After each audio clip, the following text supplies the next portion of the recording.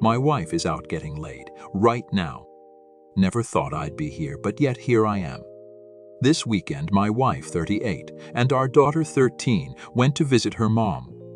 I couldn't go because I couldn't get the time off work, and we decided it would just be a girls' weekend for them. I'm a firefighter in a large southern city, and I'm on a call and gearing up when our dispatcher calls in to tell me that there is some emergency. I'm not really needed on the work call, so I get my cell phone and find a bunch of texts from my kid and a couple from a number I don't have in my phone. In the course of about 11 text messages, I learn that my daughter has gone ice skating and fallen and broken her wrist. She's in the emergency room, but cannot get treatment because no one can find my wife. The number that I don't know belongs to a friend of my wife's who has gone to the emergency room to sit with my kid. She was the chaperone for the girls who had gone skating. So I call this friend, and after a lot of hemming and hawing, she admits that wifey has gone to dinner with some random guy. Well, we always leave our location shared with the family because of my job. And sure enough, I pull up an address and Google it, and it's a fucking hotel. This was 10 p.m. It's now almost 4 hours later, and she hasn't answered my texts, but she did finally call our kid. I have permission and insurance information, and she got a cast and a referral to see an orthopedist when she gets home. The friend took our daughter back to her grandmother's and texted me. She said, "I'm sorry you had to find out this way about so-and-so, the guy's name. Apparently it's been going on every time she's gone home that I haven't gone. Meanwhile, I've worked countless hours of overtime to pay off our house, take us on nice vacations, send our daughter to the most expensive private school in our city. I'm a fool." Update. Spoke with a lawyer, as many of you suggested. During that conversation, I realized that she doesn't really have a lot of access to money that is hers. Who moved her as an authorized user of my credit cards. Put two-factor authentication on just about anything else that she might try to get her hands on. Pulled my credit report to discover that she opened a joint credit card I didn't know about. Since I'm on the account as well, I was able to log in and print out the charges. Basically, a perfect timeline of restaurants and hotels that she has paid for. Turns out she also has accounts on Tinder and Bumble, which showed up when I combed through the last few phone bills. Have a pal who is a deputy sheriff in these parts who is going to be here tonight when she gets home. I've gotten her a room at a nearby hotel for the week and paid for it up front. She can sleep there for now and figure it out on her own starting tomorrow. Daughter and I spoke, and she knows what is up and is angry at mom. So next steps are to find someone for her to talk to. Thanks to my job, I've got great insurance, so that is one less thing to worry about. Decided I am also going to come clean to her mother once wife and daughter are on the plane back here. Taking a couple of days off to deal with this. Thanks for the advice, everyone. I'll probably yank these posts down tonight or tomorrow, so if you have any other last-minute advice, now is the time. Walked in on loving wife banging affair partner while kids sleep upstairs.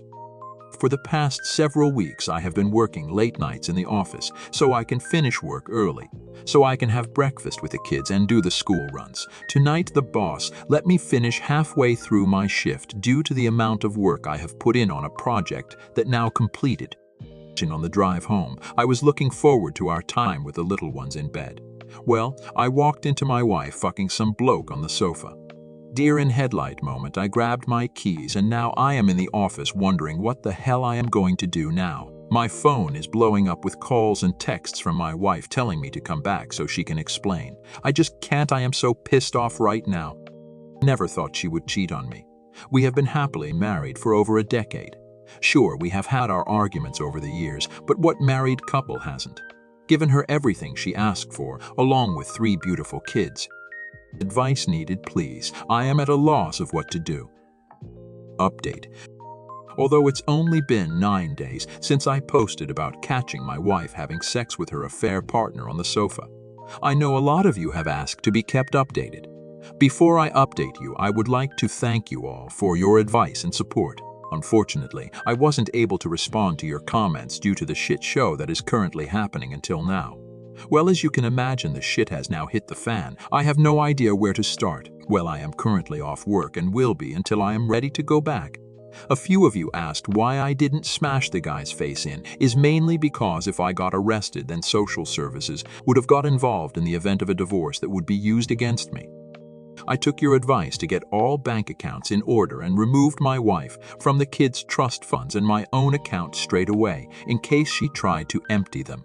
She has her own account for her money she earns from work. Well, she did indeed try to empty all of them 2 days after my visit.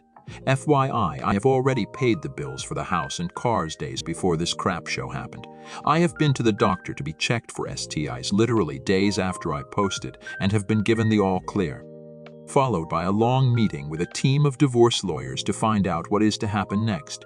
Being a computer technician, I have remote access to my home computer and secondary laptop that the kids use for school work, and have found that my dear wife has left herself locked into the book of face and stumbled across message upon message to her affair partner, photos, sexting, paid bills for hotels and meet-up arrangements, etc. Turns out this affair has been going on for 7 years now. Her affair partner is her best friend's little brother, and she's been fucking with him since he was 19. All this has been given to the lawyers, as there is no going back. Now I have to wait for a few months to start the process, as there is currently a backlog due to the pandemic. Also, all trust in her has been completely destroyed that no amount of couple counseling will save this marriage. Returned home 4 days ago, packed her bags and kicked her cheating arse out. The kids are with me, and after a difficult conversation with all 3 of them, they are now fully aware that Mummy is not coming back, but also they can all still see her. Well, I am angry with her. I won't be that parent that holds the kids to ransom. My in-laws and family are fully aware of what their daughter's sister has done. Her relationship with her family is now strained. Her besties slated me on FBA about walking out on her and the kids, and my brother-in-law posted the link to Reddit on FB. So now everyone knows, and the post was taken down.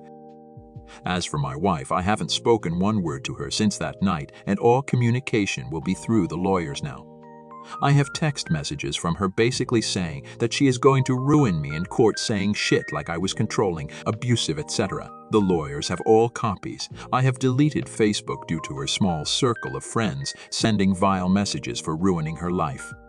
I am currently awaiting on results of the paternity test to see if the kids are mine. The affair partner demanded to be tested in case the younger 2 are his. But for now, they are with me as my wife is living with the affair partner. Update.